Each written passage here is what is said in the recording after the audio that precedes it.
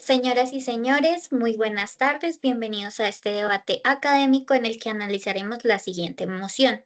El método Harvard de negociación es idealista y poco práctico en el mundo empresarial real.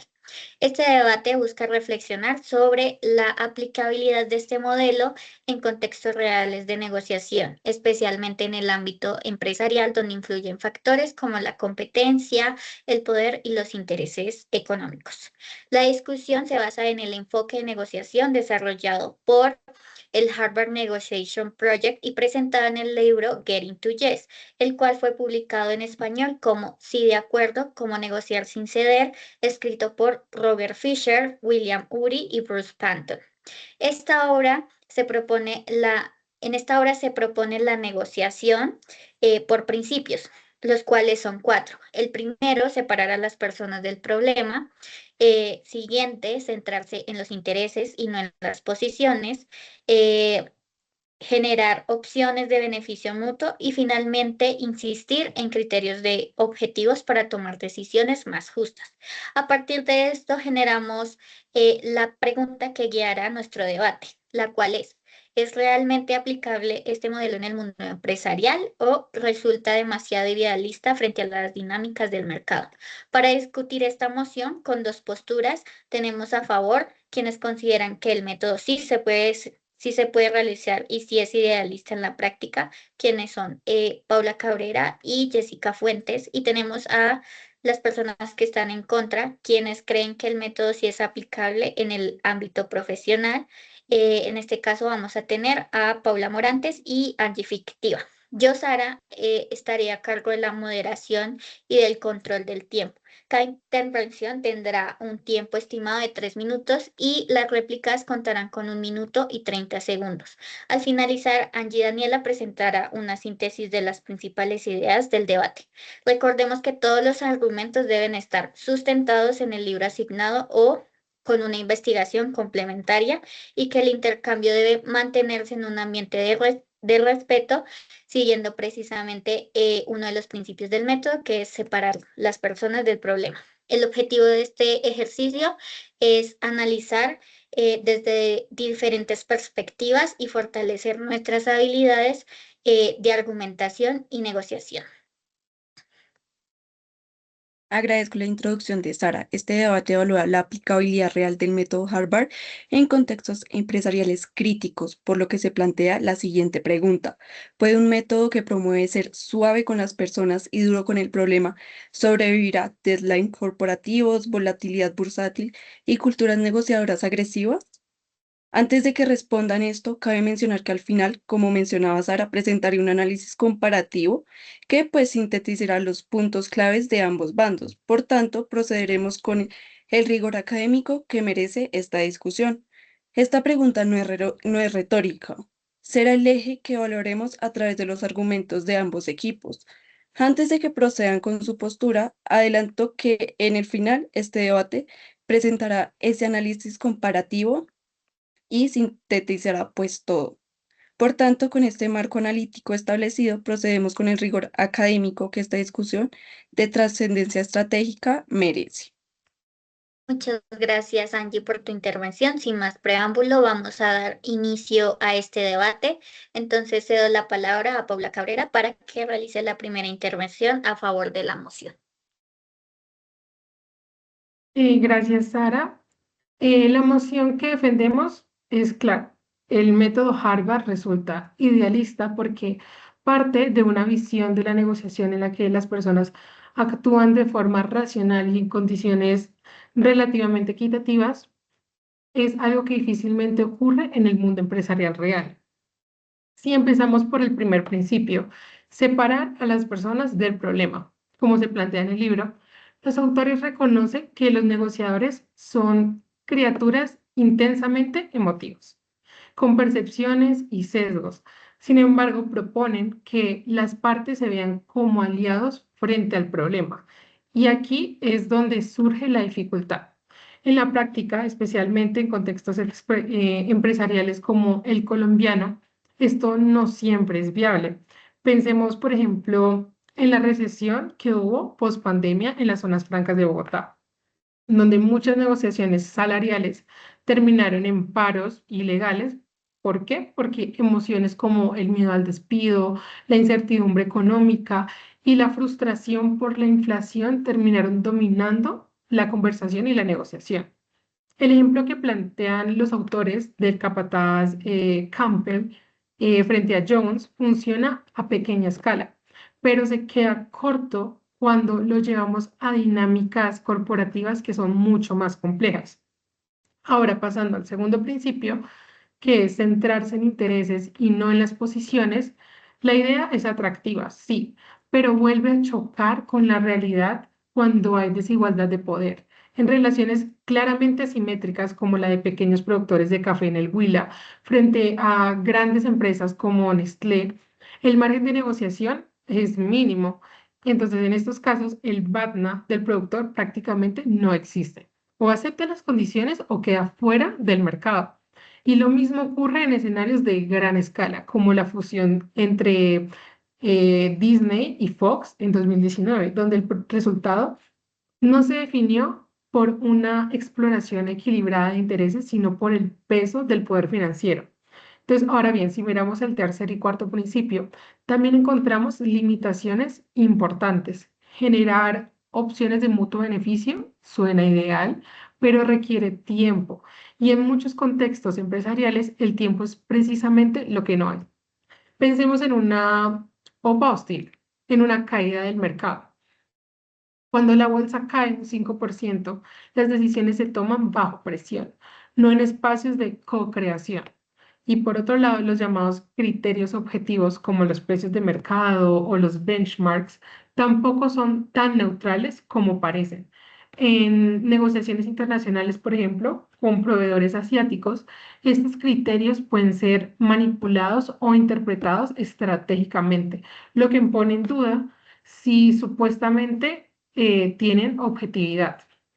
Entonces, en ese sentido, más que un modelo universal, el método Harvard funciona mejor como una guía normativa. Es decir, que como forma una idea ideal, una de cómo deberían desarrollarse las negociaciones, pero cuando lo llevamos al terreno real, marcado por emociones, urgencia y sobre todo desequilibrios de poder, sus limitaciones se hacen evidentes. Bueno, pues yo estoy de acuerdo con mi compañera Paula y bueno, voy a enfatizar pues también en otros puntos, pero pues primero quiero dar un ejemplo del por qué realmente pues no estoy de acuerdo con este método y es porque es muy idealista y pues realmente las negociaciones no se tratan de solo amor y paz, tampoco estoy diciendo que se tratan como de pelear o bueno, discusiones, pero pues pongamos un ejemplo real, digamos. Yo ahorita tengo este esfero y el valor promedio pues en Colombia está entre 700 y 1000 pesos. Entonces yo lo voy a vender, yo voy a pasar pues por todo, no sé, por todos sus puestos, voy a venderlo en 1500. Y listo, o sea, todos estamos bien. Entonces, no sé, Paula me dice, no, está muy caro, 1500 no, güey, véndamelo en 1000 pesos.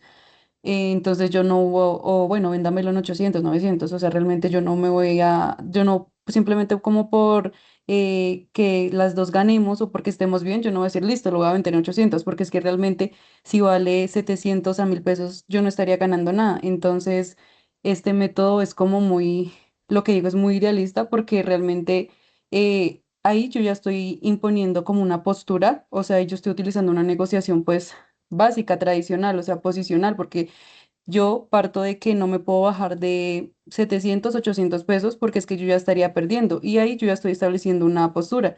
Entonces este método pues no tendría como tanta ciencia porque pues realmente siempre en una negociación se va a tratar de ganar o perder, ¿no? O sea, es difícil de que las dos ganemos porque si las dos ganamos, yo lo vendo en 800, no, yo no, realmente no estoy ganando nada, estoy perdiendo tiempo, estoy perdiendo dinero y pues no me va a alcanzar pues para mis necesidades. Entonces, pues ya enfatizando un poco, digamos, en esos puntos, hablemos pues sobre el BATNA, que pues lo hemos hablado en clases, es muy importante. Y es que los autores presentan este BATNA como las fuentes de poder real. Entonces, dentro pues de estas negociaciones, digamos, suena muy sólido en teoría, pero pues cuando ya lo ponemos en una práctica empresarial, ese poder muchas veces es como opaco, incluso pues inexistente. ¿Por qué? Digamos, no siempre las partes tienen como claridad sobre sus alternativas reales o simplemente pues no las tienen. Digamos, un ejemplo claro sobre la huelga de pilotos de United Airlines en el año 2000 aproximadamente, donde las negociaciones pues no se resolvían a través de como esa identificación de intereses, bueno, de ese interés común, de hagamos las cosas con calma, sino más como posiciones duras, como esa presión sindical y como el desgaste de las dos partes, o sea, hasta que ya podamos llegar a un acuerdo. Digamos, esto demuestra que en contextos en contextos de alta tensión, el modelo pues pierde esa aplicabilidad. Por otro lado, cuando hablamos de Latinoamérica, hay un factor cultural que pues no se puede ignorar y es que son nuestras dinámicas de negociación suelen ser como más de confianza, digamos, las relaciones personales y la cercanía, algo que se parece mucho pues al concepto de Waxy en Asia. Digamos, esto contrasta con que el enfoque de este método Harvard, que es más estructurado y pues racional, en la práctica, digamos, muchas veces no se toman únicamente con base pues en estos criterios objetivos, sino que más bien es en la calidad de las relaciones y pues sobre todo como en Latinoamérica, la confianza construida entre las partes. Muchas gracias, Jessica y Paula, por su intervención. Ahora, si alguien quiere generar una réplica, tiene aproximadamente 1 minuto y medio para realizarlo. Ok, muchas gracias. Primero que nada, quiero expresar mi respeto hacia cada uno de los puntos expresados por mis compañeros, pero también para este punto del debate me gustaría o pienso que es importante reconocer que el método no es únicamente teórico. Existen varios casos, como lo mencionado mi compañera, digamos en ejemplos, por ejemplo, América Latina, donde sí se ha demostrado ser viable en la práctica. Uno de estos ejemplos puede ser en la industria textil venezolana, donde se han logrado mediaciones exitosas entre diseñadores, proveedores, distribuidores y cada uno de los agentes que se necesitan a la hora de negociar. A pesar de esto, a pesar de que es un entorno económico complejo, en estos escenarios el enfoque es de centrarse en intereses comunes, mantener relaciones y buscar soluciones conjuntas que beneficien a cada una de las partes. Bajo una lógica tradicional probablemente habría terminado en una ruptura, lo que demuestra que incluso en conflictos difíciles el método puede funcionar cuando hay disponibilidad de las partes y un mínimo de estructura para el diálogo, que es lo que busca expresar. Frente a la crítica de separar a las personas del problema, que es poco realista, el propio método reconoce, como ustedes lo mencionaron, que los negociadores no somos emocionales. Justamente por eso propone técnicas concretas como para manejar percepciones, reconstruir la comunicación y evitar que el conflicto escale a mayores. Em, Dicho esto, pues, o sea, no se trata como tal de ignorar las emociones, sino de canalizarlas estratégicamente en una mesa de negociación que permitan, digamos, buscar la mediación benéfica entre ambas partes. En segundo lugar, respecto a la supuesta, pues, ineficacia que se menciona en escenarios de desigualdad de poder, el concepto del BATNA, pues, no desaparece del todo, sino que vuelve, digámoslo, como aún más relevante, incluso cuando una parte tiene menos poder, porque se identifican alternativas, aunque lleguen a ser limitadas, lo que permite pues tomar decisiones mucho más informadas y evitar acuerdos perjudiciales.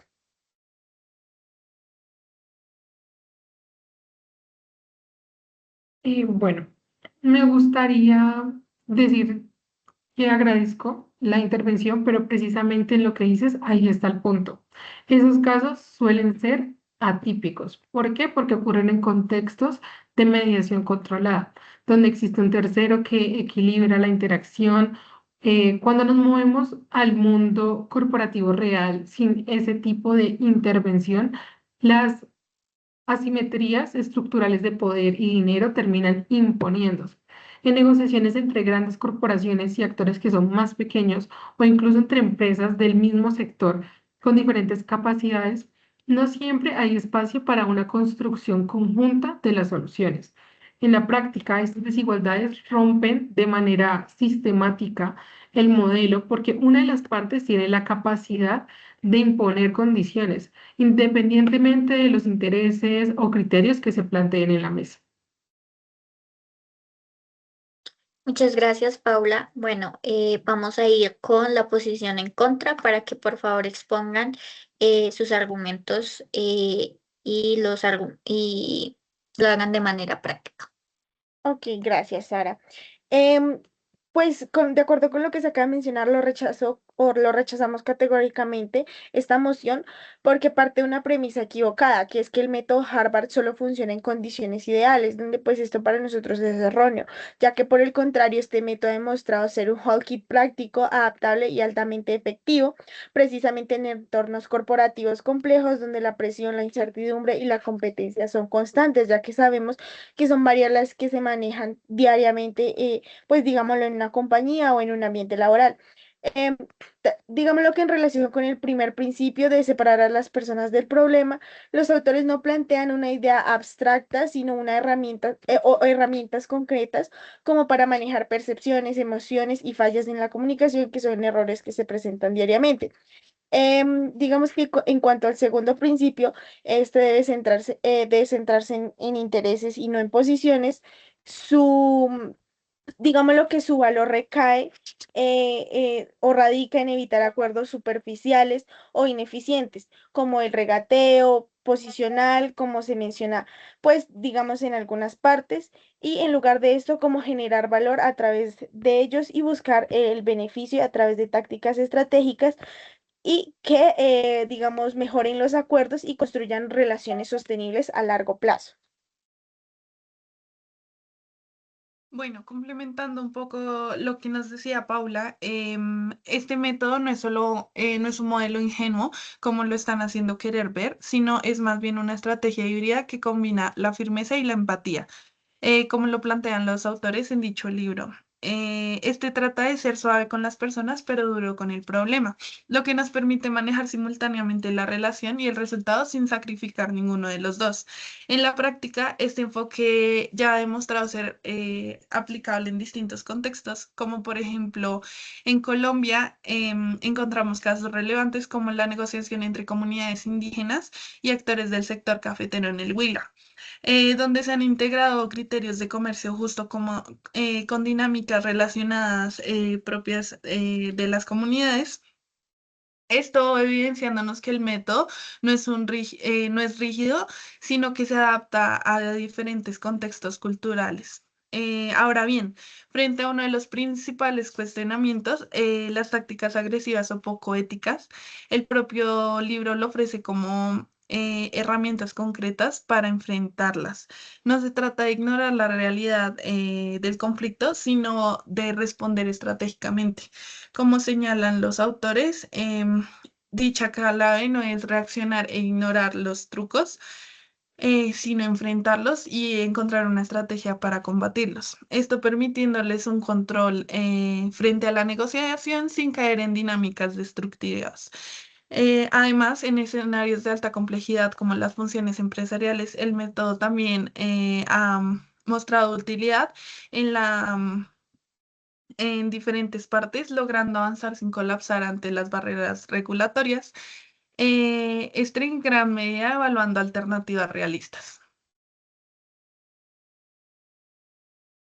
Bueno, pues yo reconozco pues que existen casos exitosos, bueno, como el que se habla de Colombia. Sin embargo, pues no podemos ignorar un factor importante, pues como lo es el contexto cultural en Latinoamérica. Digamos, nuestras dinámicas de negociación están profundamente pues influenciadas por valores colectivistas donde la confianza, la cercanía y las relaciones pues personales pesan más que esos criterios formales.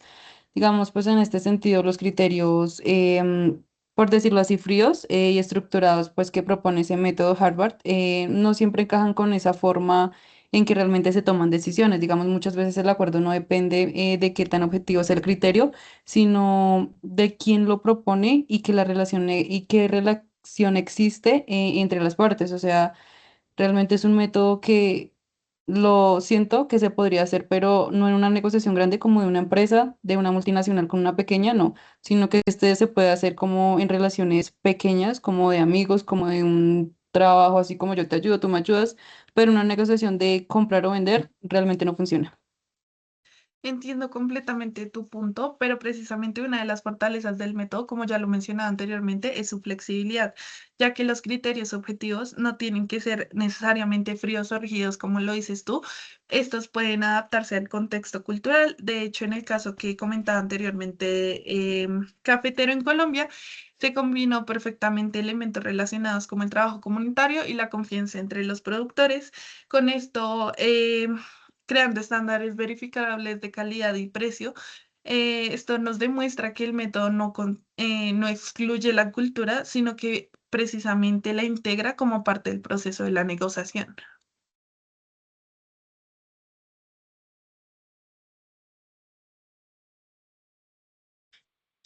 Bueno, muchas gracias por dar su opinión. Si alguna quiere generar alguna réplica o alguna opinión adicional, este es el momento. Si no, procederemos a realizar el cierre de este debate.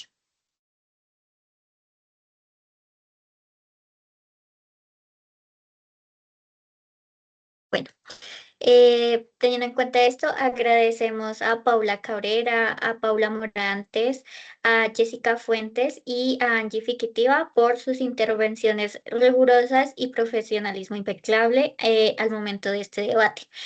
Todos los argumentos se sustentaron adecuadamente y fueron evidenciados igualmente teniendo en cuenta los textos y casos reales complementarios. El control de los tiempos y la equidad se mantuvo durante todo el debate. Agradecemos su participación. Bueno, gracias, Sara. Bueno, la posición en contra logra demostrar una mayor aplicabilidad empírica en la mayoría de escenarios empresariales, especialmente en aquellos donde existen relaciones comerciales repetidas y cadenas de suministro complejas. En estos contextos, el método Harvard muestra su valor al facilitar acuerdos sostenibles, mejorar la comunicación entre las partes y reducir conflictos a largo plazo, lo que lo convertiría en una herramienta estratégica dentro de la dinámica empresarial. No obstante, pues la posición a favor también aporta un punto clave al identificar limitaciones contextuales que no pueden ser ignoradas. En este escenario, como las negociaciones one-shore, situaciones de alta asimetría de poder o entornos culturales colectivistas, el método requiere pues ajustes específicos para poder aplicarse de manera efectiva. Estas condiciones evidencian que, aunque el método es sólido, no es completamente universal ni automático en su implementación.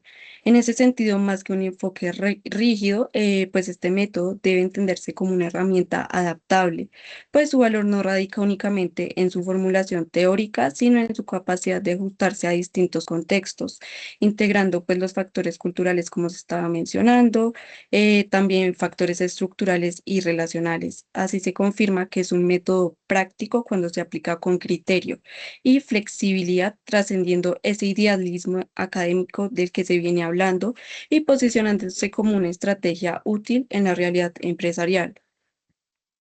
Bueno, con esto concluimos nuestro debate formalmente.